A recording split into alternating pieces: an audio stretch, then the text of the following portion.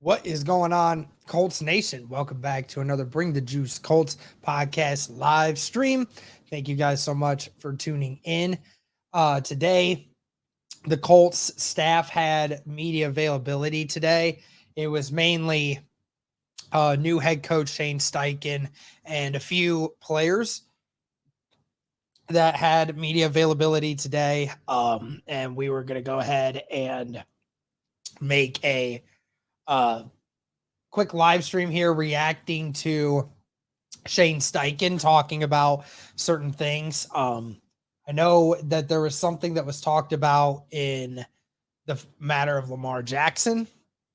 And then a couple other players had these. If you guys are interested in wanting me to react to those, then I certainly can. It's just tonight, it's just going to be Shane Steichen. But yeah, we're gonna go ahead and hop into this, guys. We'll make this a quick video, and we'll just see how everybody is enjoying it. But anyways, let me know if you guys can't hear this. I assume it's gonna be it should be fine, but just let me know if we can't. So what's the first order of business when you in this situation? Right now? Yeah, I mean, new coach. Yeah, right now we just had our first team meeting on Monday, just getting to know the guys. We're going through the installs right now and really just creating those relationships with those guys and really getting to know them. You know, a lot of these guys, first time seeing them in person. There are a few guys, you know, here the last couple of weeks that have popped in, and a lot of guys just came back. So really just connecting with those guys, getting to know them and installing the system. What's the message? Like, this team's coming off a really just difficult season, and I know you weren't here, but in April, everyone has a lot of optimism, right? The draft's coming, there's hope. What is your message as you start this? Let's just get better every single day. Let's do whatever we can in our power as coaches and players to be better than we were yesterday. You know what I mean? And just the connection and really getting to know the guys. Like I said earlier, I think that's the biggest thing is for us to be the best we can. Like, we really got to get to know each other and create those relationships. When you guys were in Philly. So yeah, he's talking there about you know, getting connected with one another and doing all that. And if you had watched the team meeting highlight reel on Colts social medias yesterday, or 2 days ago, I can't remember, you would know that they had their first meeting with each other. And obviously Shane Steichen being in there, he was a little bit more upbeat, you know, a little bit more. He might have mentioned a lot of the same things as what Frank Reich said, but there felt like it wasn't monotone. It felt more like personal in a way, like a guy that truly actually means what he says. So I will give him that. I definitely think that when you're looking at it from his perspective, I think there's going to be a lot more on it at the very end. But yeah, just some retrospect to the meeting. Nick said that you guys, especially when the staff first got there, you did a lot of stuff together to kind of get to know each other. Is the offensive staff kind of doing that kind of stuff right now, or are you kind of trying to find stuff for them to do? Yeah, we've been doing a couple of those things over the past, 2 months that I've been here, just kind of outside the building, creating those connections, whether it's dinner or going to a basketball game, went to the Pacers game as a staff, which was awesome to see those guys play. But all those little things outside the building to create those relationships, yeah. How important is that when you have, there are some guys that you had that you know before, but there's some guys you pulled in, just off of interviews. How important is that in terms of? Yeah, there's no question. I talked about it, the character piece, and then creating the chemistry within the staff and, with the team. I think that's big. When you can create really good chemistry within the staff and you guys are all pulling in the same direction, everyone's on the same page, things could be special. When you talk to the players, even the coaches, does last year come up or is everything forward? It's all about now. It's all it is. It's all about this year. Whatever happened in the past, and we're focused on the present right now. You guys have been busy meeting with some quarterbacks the last couple of weeks, this week, I'm sure. Yeah. You feel good about what you guys have learned and where you're at? Yeah, we're still going through that process. We're 15 days away from the draft and still working through all those things. When you talk with the players, can you tell if your message is getting through to them? Yeah, I realize it's just the first time. Yeah, it's the first time. It's early again. I got to keep creating those relationships and those guys really getting to know me. It's only been a couple days, but again, every day you got to be intentional with what you're doing as coaches and players. about creating those relationships and getting to know them. Shane, what would you like your players to know about you? That I'm going to be who I am. I'm just a passionate guy that loves ball, and that I want to feed the positive, weed out all the negative, and be my very best every day I can to support these guys in their roles, because I know how hard it is to play in this league, being around it for going into my 13th season, what these guys go through week in and week out to get ready to play on Sundays. It ain't easy, and I respect everything they do. As you just Definitely seems like a much more passionate guy about the game of football than what Frank Reich became at the end of his career in Indianapolis. addressed, you guys have spent a lot of time zeroing on these quarterbacks in this draft. There is outside a lot of noise, or has been a lot of noise about what other options you might look into, Lamar Jackson or others. Mm-hmm. Is it fair to say you're more focused on the draft than any other possibilities right now? Yeah, we're focused on the draft, and I'm focused on the guys that are in the building right now. That's where we're at. I don't want to call it. So that is not 100% guaranteed that the Indianapolis Colts won't get Lamar, but it basically insinuates that the Indianapolis Colts are not that dead serious on looking at Lamar as an option at quarterback.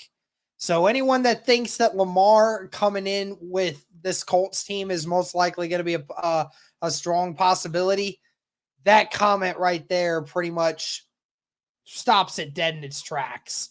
There's not a lot going for it at this point. There's not a lot of steam behind that engine. So, maybe we can just start saying it's going to be a young guy being in there next year. A pinch me moment, but we talked to a lot of guys who go from assistant GM to GM or OC to head coach. Yeah. Now that you're in the job, has there been a moment that's like, wow, this is a little bit different? But there's more administrative stuff that come across your desk. It's been good to get the guys back in the building. We just had some meetings and just install and get back into the football side of it, which has been really good. But yeah, just getting used to the administrative stuff and all the stuff that'll come across your desk. That's new for me. You've had these first 2 months a lot of personnel work, obviously the coaching staff. Is this week kind of refreshing, getting back into kind of an install and scheme now? Yeah, there's no question about it. I love the X's and O's part of it. Teaching these guys, being around the guys, creating the connections part of it. There ain't nothing like it. I think it's the best job in America to do what we do as coaches and players, to be in the National Football League, and don't ever take it for granted. And it's been awesome. You want to see here with the players, what kind of expectations have you laid out for them? Yeah, just really, you guys heard me talk about the pillars, the character, the preparation, the consistency, and being relentless, but just really creating those connections, because I truly do. The teams that play really hard for each other are really connected. And, we kind of had that going in Philly last year, just the way our guys were, how close, tight-knit they were. I think the best teams around the league, when you create that connection part of it, it can be really special. So really creating the connections and the expectations are just, again, just be the best you can at version of yourself and go hard every day. Leadership council guy, you want your players to have a leadership council, and if you are a leadership council guy, they had one last year. Those guys all automatically, are they? Yeah, no, we'll have that, and we'll vote on that here in a couple weeks. I'll have one of those, yes. Shane, you knew you had to hit the ground running when you got the job, and you had your plan in place. It seemed like you were very organized. Do you like the way everything's proceeded? Obviously, you have different hurdles to still attack. Yeah. Again, I do feel pleased with the process of where it's at. Coming in, obviously, we got the voluntary mini camp coming up, so excited to get on the grass with these guys. But the process has been good. Excited from the future and what it holds. When you got here, you hadn't really seen a lot of this team, I imagine, because you were somewhere else. Right. How much you talked about looking forward? How much of tape or otherwise have you watched, though, just to kind of learn a little bit about what's in the building, and what have you learned, maybe? Yeah, I think, again, I've said this before when I got hired, there's some talent, on this team. And, again, I'm still getting to know these guys. The big thing for me is when we get out there on the grass to really see them live and in person. The tape tells a story, which is good, and the tape tells a lot of truth. But, again, to get them in person and see their body movements and see what they do well and how, we want to use these guys offensively, defensively, and special teams. Can you tell anything about how they learned these first few days? Because you're probably throwing a lot at them, and it's all new, right? Today was the first day we really started X's and O's. The first 2 days, whatever, we're just kind of getting to know these guys, welcome back, weight room, and then just creating those connections. And then today we start talking football offensively. You mentioned putting the offense together with Jim Bob. Where is that at? Is that still ongoing, sort of figuring out what it's going to look like? Yeah, I mean, the terminology is in place again. And like I said, it comes down to the players. We want to do a good job of putting our players in position to make plays. And so, again, and see them out there and then kind of create the offense from that standpoint. That's how we want to do it. You said teaching that offense to these players. How much does it help to have a quarterback like Gardner Minshew, who you've worked with in the past, who I'm guessing knows some of that terminology? Yeah, no, it's huge. Anytime you got a guy that knows the system, knows the terminology, you can kind of hit the ground running with him. So excited to add Gardner to the fold, and he'll be good for us. With 15 days to go to the draft, what's left in terms of preparing for the draft and taking a look at your quarterbacks? Yeah, I think just turn over every stone. Don't leave any stone unturned, because you want to find out as much information you can on all these prospects and go through that process. And that means calling as many people as you can to find out that information. That's what you got to do. And then again, going back and watching the tape over and over and over again. Because again, there's not a crystal ball to hey, this guy is a guarantee, right? But you want to do your due diligence and process to try to find the best players. Those guys in your building, or you go visit the quarterback. It's very, very similar to the Ballard-esque type of feeling. Do your due diligence, try to find the best player possible, even if there's certain things that they do good or do bad. Quarterback prospects outside. What are you looking for? What's the biggest thing you're looking for? I'm looking for good guys. I mean, that's the biggest thing. I'm looking for good guys. Obviously, there's the tangibles and the intangibles, and I'm not going to get into all the details of what I look for, but really, I want good guys in this building. You get more from the interviews or the workouts? I think it's both. I mean, the workouts, you kind of know from the film, but then you see them in person, but really getting to know them. I think that's a big part of this process, is really getting to know who that person is, the work ethic, the character, all those little different things that you want in a player. How many guys are in the building right now, and just today? And how's Darius Leonard? Shaq Leonard? Darius, yeah, Shaq, he's been progressing well. I'm not going to put a timetable on his return, but we've had good attendance. You guys, from what I hear, when you put these quarterbacks in the individual workouts, they're pretty intense. Without getting into details, just what are you trying to accomplish there, and is that intentional? Yeah, I mean, we just have our process of how we want to do it, and just put them through certain things that we want to see them do that we could do offensively here, and that's it. Like I said, I'm not going to get into too much of that. One of the things that you had, part of the success in Philly was you had a kicker you could trust and you relied on. Having that guy here, how does that impact, I guess, how you head coach? Yeah, no, it's big. Anytime you got a really good kicker that's done it at a high level the last couple of years, that helps. I think this league's all about scoring points, and however you need to do that, touchdowns, field goals, to get points on the board is critical. So to have a kicker like Gay is huge. You talk about finding good guys. Is there something else you're looking for, particularly when it comes to a quarterback, because of the pressure they're going to be faced with when they're looked at as the face of the franchise? Yeah, I mean, just the tangibles, right? You guys heard me talk about the accuracy, decision-making, ability to create, and then all the intangibles like the character piece. I'm going to go back to that. I just think that's critical. How does the guy carry himself day in and day out? Is he going to hold himself accountable? All those different things. There's little nuances to everything, but again, the character piece is big to me. Moments of when they faced adversity, when they failed, to see because everyone right now is great. And those are questions you ask throughout the process. Guys have been through certain adversity. How do they handle adversity? How have they dug themselves out of a hole? And I think a lot of guys that are in this league have been through adversity. It ain't easy, to be in this league as a player, as a coach, to get here. There's a lot of things that go on. And I think a lot of guys have been through it, some greater than others, to get to this point. But I think everybody in life, whether it's football or life, people are going to go through adversity. And like you said, it's how do you handle it? Can you get a real, legit feel for the character of these guys in 2 hours? That to me, that's the vetting process too. Yeah, sometimes they could. Some guys could do that, but again, it's the vetting process that you go through, right? You've got to call as many people as you can, right? Guys that you trust and know that'll give you good information. There's this S2 test that has replaced the Wonderlic. People seem kind of split on it, but in terms of evaluating these quarterbacks, what's your take on it so far? Those tests are good. I'm not going to get into too many details on them, but guys have their take.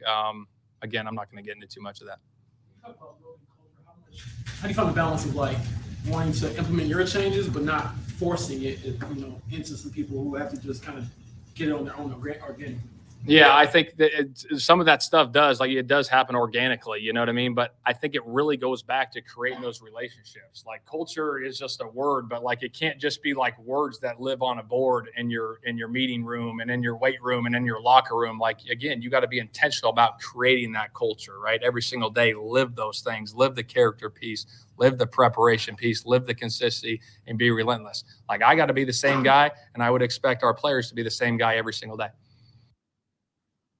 And that's it, guys. Larry or a better guy, you That is. when you meet. What's that? There we go. And that's it, guys. That's the media availability there for Shane Steichen. It's just more of the same, a lot of the same of what we have seen from him already.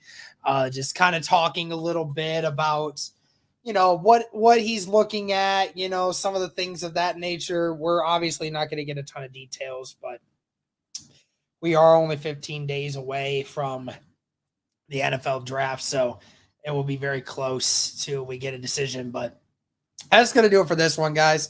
Apologize for this being really short. Just not doing very great tonight. Just tired and just got off work and long day outside. So, just trying to regain fluids and everything. But that's going to do it for this one, guys. Again, thank you all so much for the support. Greatly appreciate it. We'll try to get more of these as they come out, and we're going to have, more of these. And then we're going to have, obviously, the live draft coverage coming up in 2 weeks. So thank you guys so much for tuning in. And as always, go Colts.